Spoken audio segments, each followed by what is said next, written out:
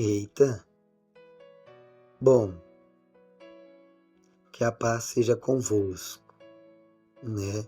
Eu vou estar resumindo aqui a história de José, baseado no estudo, no conhecimento que nós obtemos, obtivermos, acho que é assim, durante esses estudos bíblicos referente à história de José, tá? José, quem era? Um dos 12 filhos de Jacó, o mais novo, caçula de seu pai, né? E o caçula, né, de Raquel, que, né, infelizmente morreu.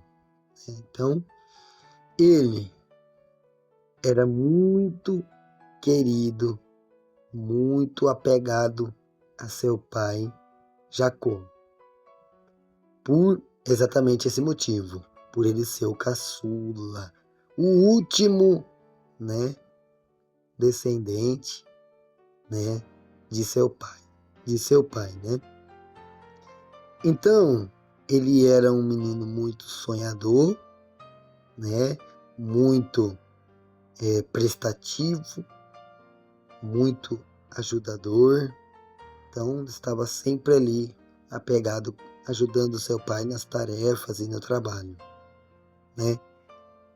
Ele causava muita inveja em seus irmãos e repúdio e ódio também, exatamente por Jacó favorecer, exaltar e amar mais a ele do que os outros. Amava os outros filhos também? Sim, mas a Bíblia diz que em especial José. Então isso começou a causar, né, como eu já disse, inveja nos seus irmãos. Ele era um menino sonhador, né, sempre ali presente, sempre ali conversando com Deus. Tinha visões assim que ele chegava, sonhos, contava o que ia acontecer. Seus irmãos ficavam muito brabos e com ciúme dele com seu pai. Então o que eles fizeram? Resolveram, né, a primeira tentativa, falar, ó, tá errado isso daí. Se nós jogar ele, né, num buraco, nós, né, até mesmo matar ele. Olha só o que o ciúme e a inveja faz. Tentaram, né? Aí depois ali viram que era muito pesado aquilo que eles iam fazer, né? Se eu não me lembro direito, Judá teve a ideia de pegar e vender ele como um escravo. Ele foi vendido como um escravo, né? Acho que é Moabitas, não lembro direito. E aí, a partir do momento que ele foi, né, vendido pelos seus irmãos, chegou o faraó e comprou de quem tinha comprado ele.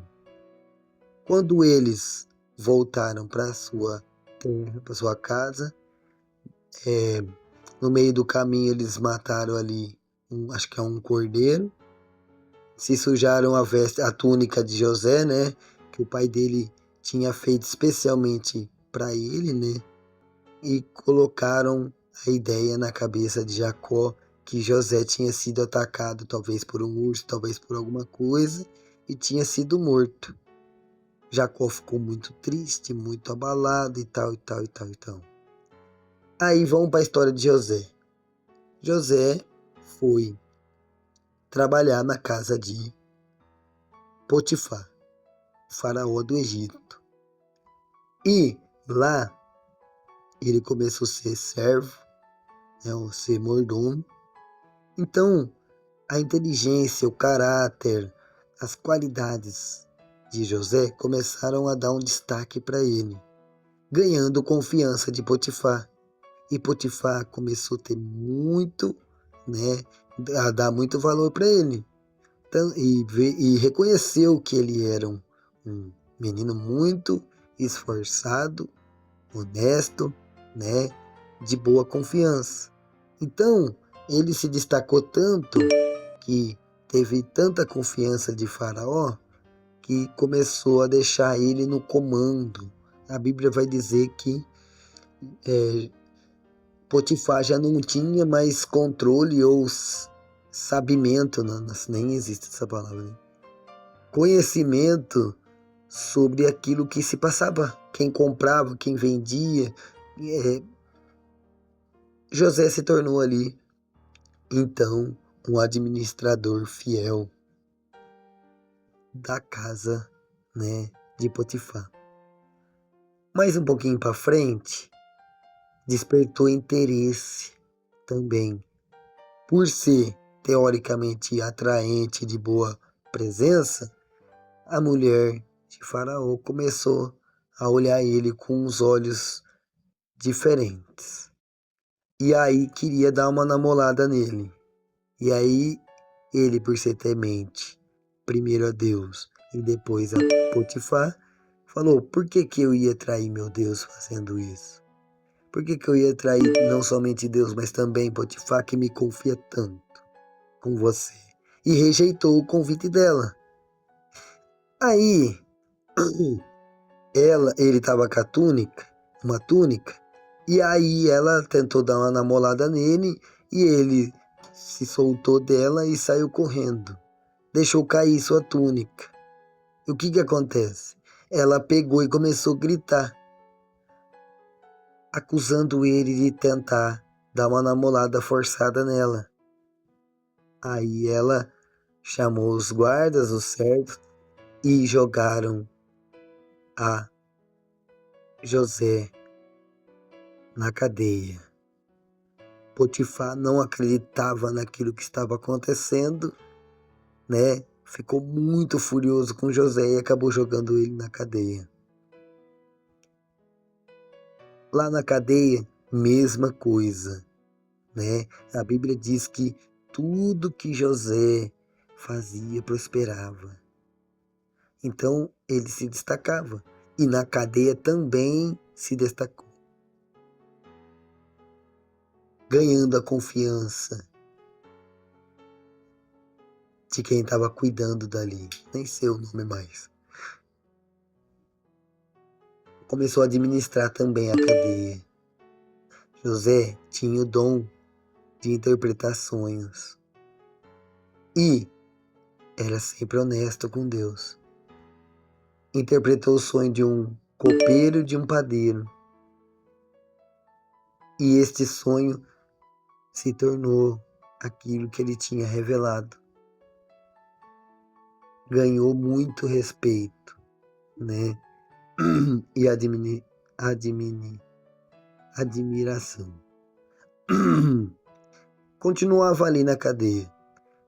Aí, o Potifar teve 2 sonhos. 7 vacas gordas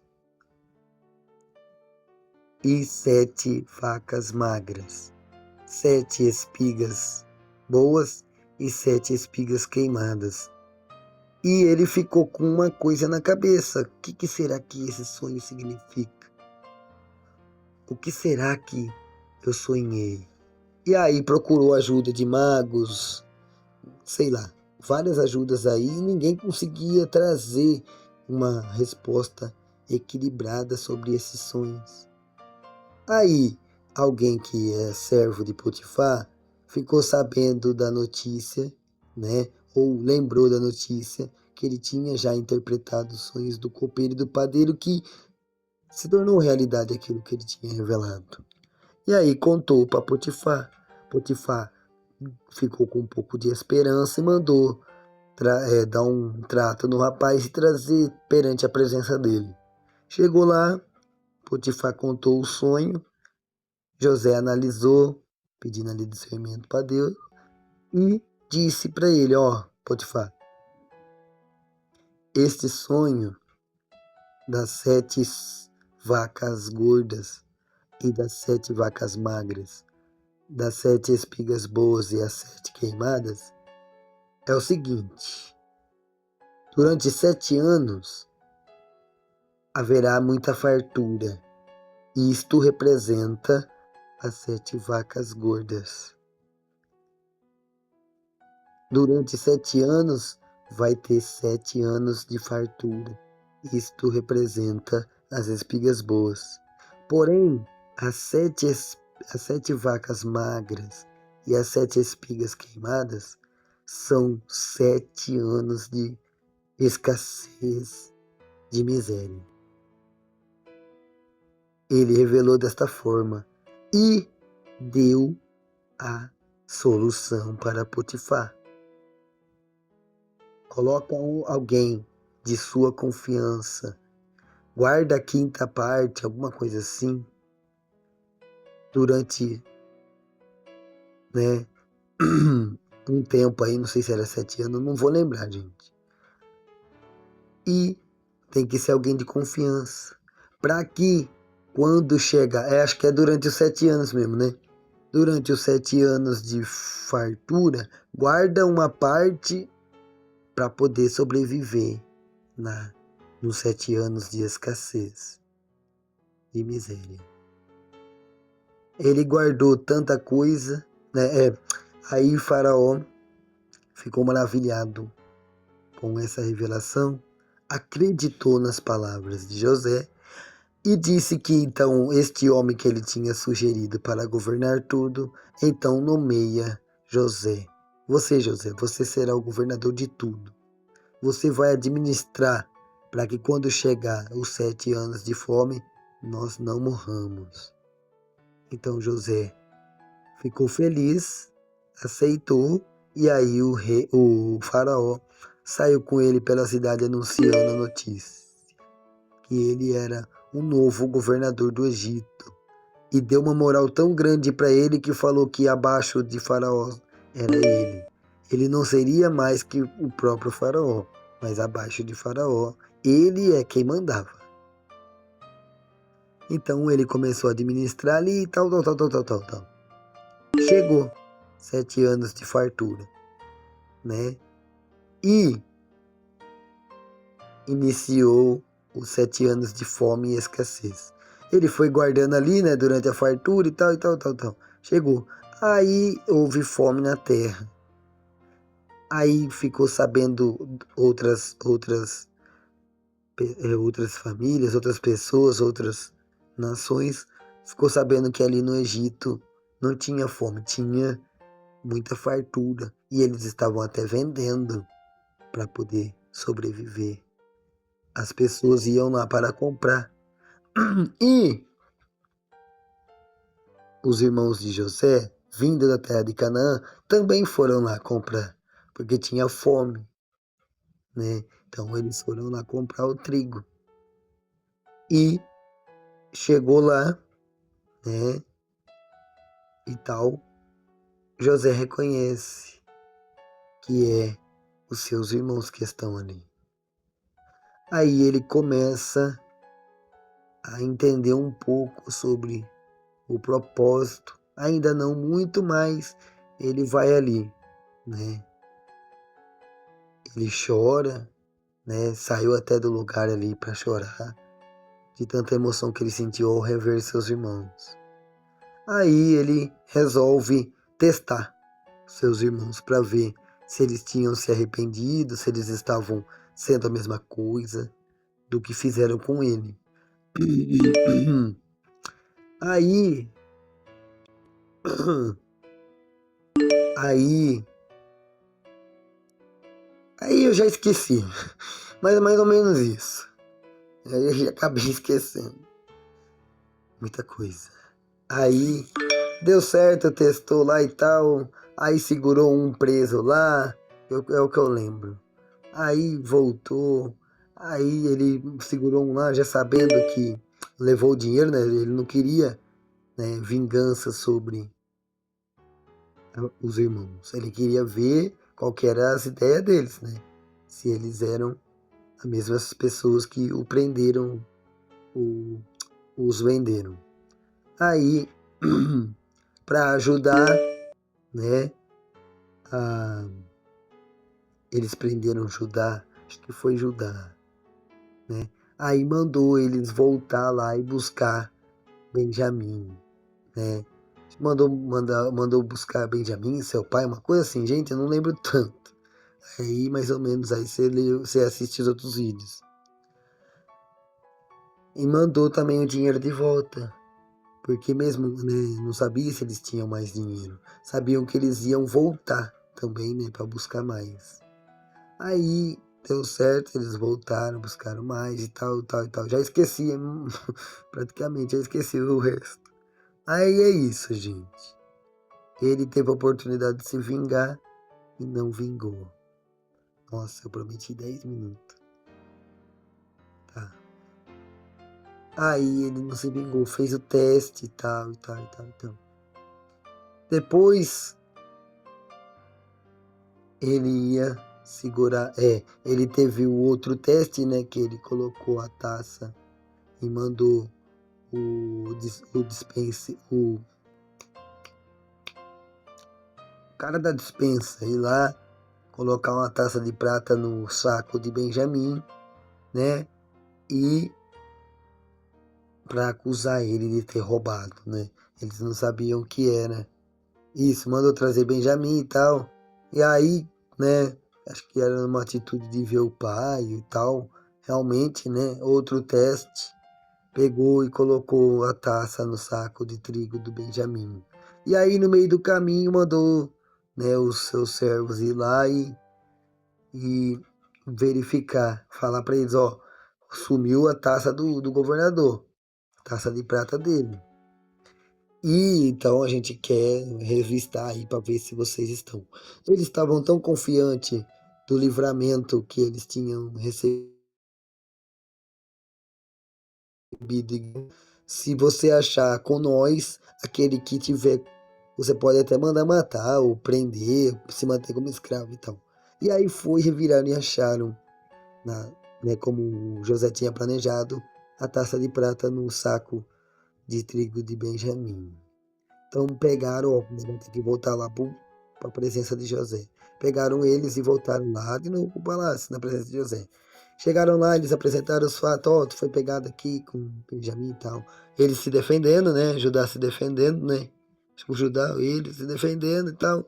Falou, ó, nós ficamos gratos e não queremos confusão, né? Não queremos enganar o Senhor, né?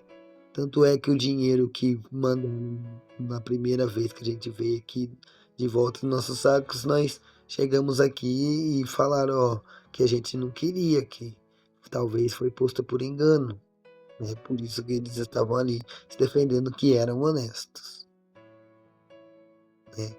Aí José falou, ó,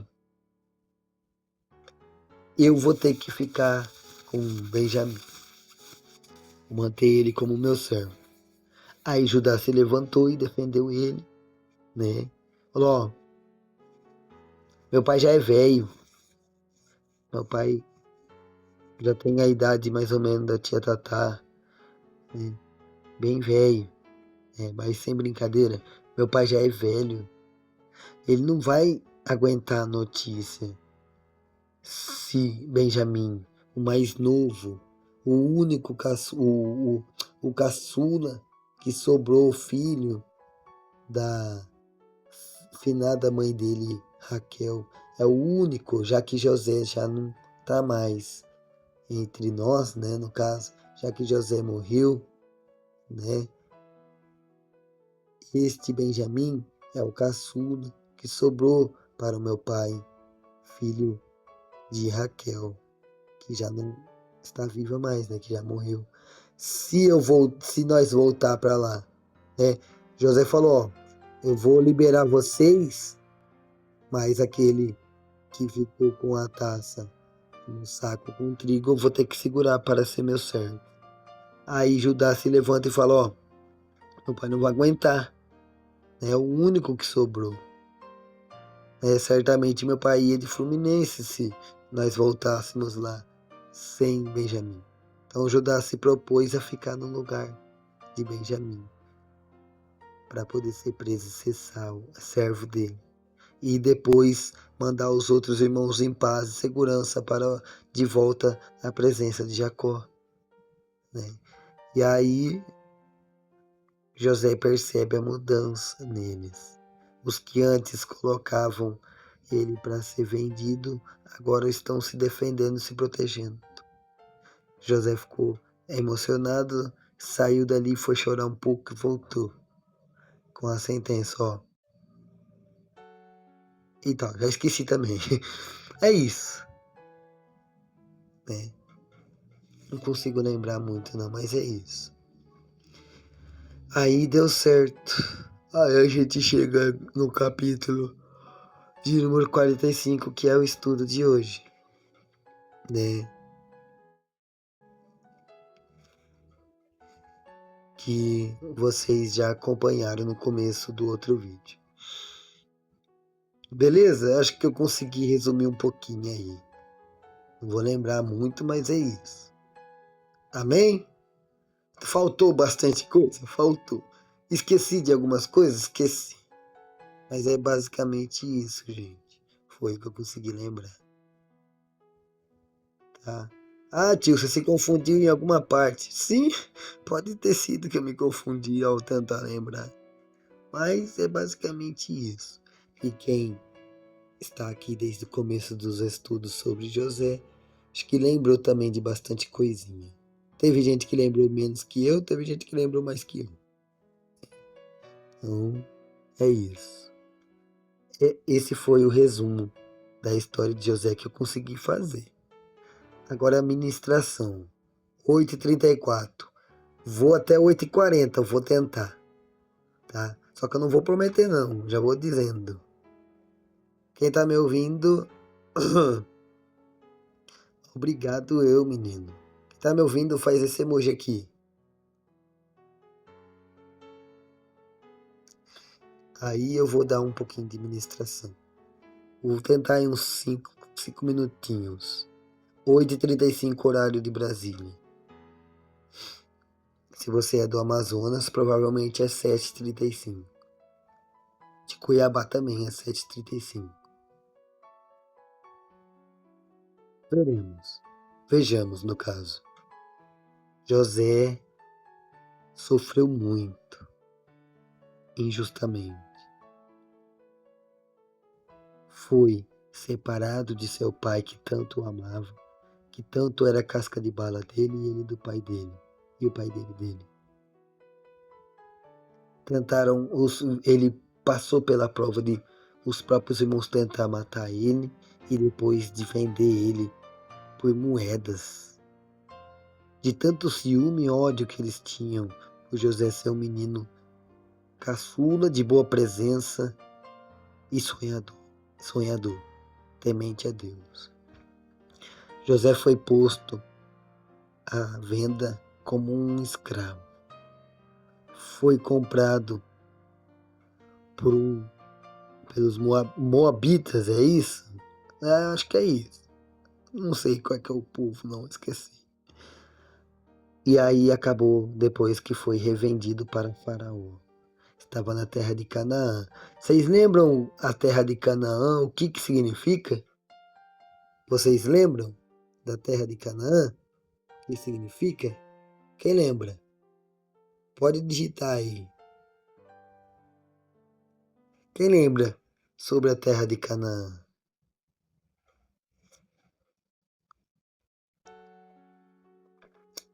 Estão pesquisando? A terra prometida. Não precisa pesquisar mais não, já revelei. Saiu de uma terra abençoada para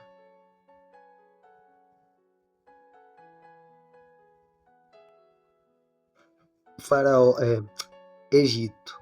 Um lugar ali de terra abençoada ali e tal, de hebreus ali, e foram para a terra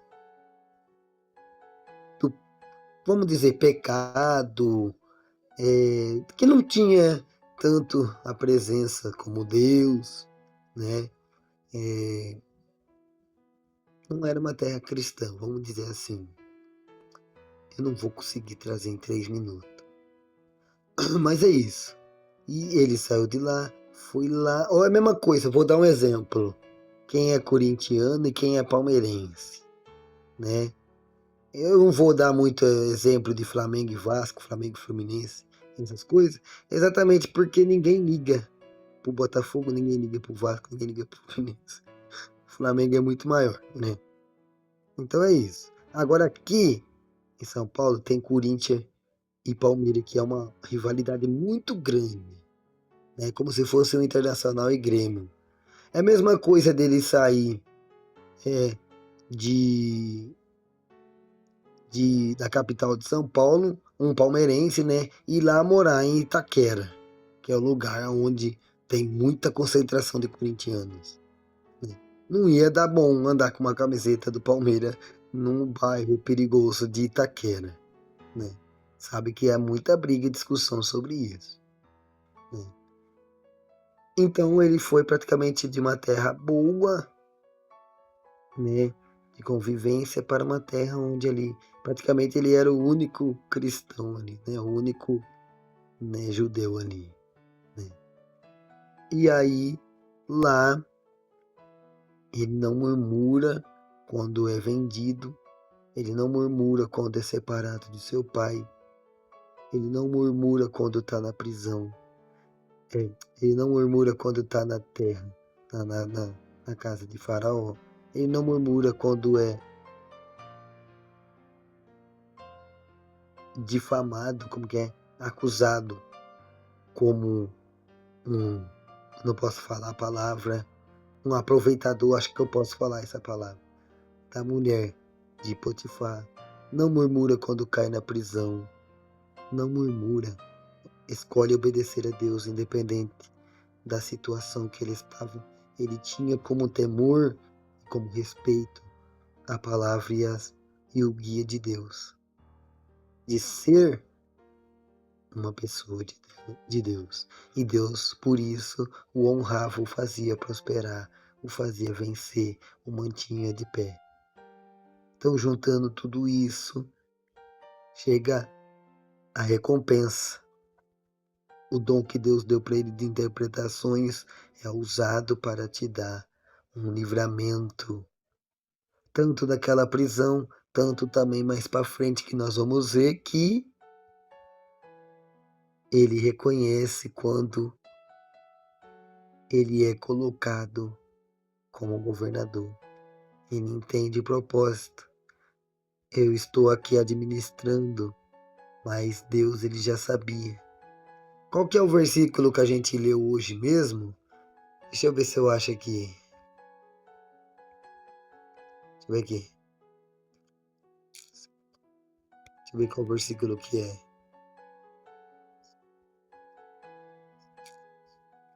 Bem no começo. Versículo 7 de Gênesis 45. Deus enviou-me adiante de vós, para conservar-vos descendência na terra, e para guardar-vos em vida por um grande livramento. Então ele começa a reconhecer, né? Ele começa a reconhecer. Capítulo 45, versículo 7. Fala, ó, eu passei por isso daqui porque era plano do Senhor. Deus me enviou para cá, não foram vocês. Vocês foram usados, sim, mas foi plano do Senhor para que este dia, este momento, este livramento de fome, tá, pudesse acontecer, pudesse nos sermos abençoados, o nosso Pai ser abençoado, muitas outras nações serem abençoadas. Então ele entende que ele foi usado de ferramenta para que tudo isso pudesse acontecer. Foi por isso que ele sofreu tanto. Mesmo assim, permaneceu sendo fiel. Foi por isso. Ele se manteve fiel, se manteve zelador pela palavra, não caiu em tentação. Citar uma menção aqui como Davi, né? Não criticando nem julgando, mas ele aguentou, né? Davi ia todo dia pro templo, o dia que ele não foi, ele caiu. José fugiu, não caiu na lábia da Jezabelica, da mulher de Faraó. E foi suportando o processo, foi suportando. E Deus ia dando livramento. Caiu na casa de Potifar, um lugar horrível, de muita perseguição. Creio eu que até chicoteamento de quem era judeu. Essas coisas a Bíblia não está mostrando não, né? Mas o crente é perseguido até mesmo no meio dos crentes, imagina naquela época. Ele sendo judeu, né? Deus fez ele ser cabeça, não sofrer como escravo por Potifar. Fez ele ser cabeça, não sofrer tanto na prisão. E fez ele ser cabeça para poder dar livramento e fartura para sua família e demais regiões. Então ele se manteve fiel no propósito, obedeceu e venceu. E pôde cuidar dos teus também. Então hoje o suporte, hoje talvez nós passa por situações que a gente não entenda. Nós passamos por situações que a gente não consegue compreender. Mas talvez, como na história de José, no dia de amanhã, nós vamos poder entender o porquê daquilo. Louvado seja o nome do Senhor. Louvado seja o nome do Senhor. Para poder entender. A gente não aceita, mas se nós fazer como José fez, no dia de amanhã Deus vai dar o livramento, nós vamos entender o porquê de tanto sofrimento que a gente passou e passa.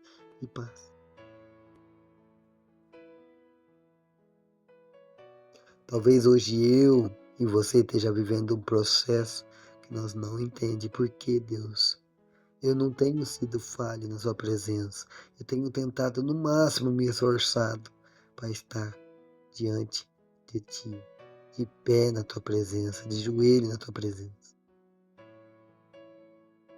Mas a gente vai conseguir entender o propósito quando chegar o livramento, quando chegar a bênção, quando chegar a restauração. Quando chegar o momento da nossa vitória, vamos saber valorizar. Muito também pelo processo doloroso que nós passemos para chegar naquilo. Então eu e você hoje pode até não entender, mas no dia de amanhã nós vamos ver que era propósito do Senhor na nossa vida. Amém? Ah, tio Ismini, você não vai estar aqui com nós, e tal, e tal, e tal. Tio Ismini tá passando por isso, tia Tatá tá passando por isso, tia Marília, todo mundo passando por momentos difíceis e tal, que ninguém acredita, que a gente vê que a pessoa não merece muitas das vezes e tal, e tal, tal. A gente não vai entender. Mas no dia de amanhã nós vai entender. Muita gente com casa própria, carro próprio, bom serviço, ou então é dono de empresa e tal, e não tá contente com aquilo que tem. Aí a gente que tem propósito, passamos tanta dificuldade, tanta fome, tanto problema, que no dia que a gente vencer, tiver a nossa casa própria, nosso carro e tal, tal, nós não vai reclamar, porque nós lembra de onde Deus nos tirou. Nós vai lembrar. Amém? Quem tá ouvindo, faz esse emoji aqui. Alguma dúvida? Alguma pergunta?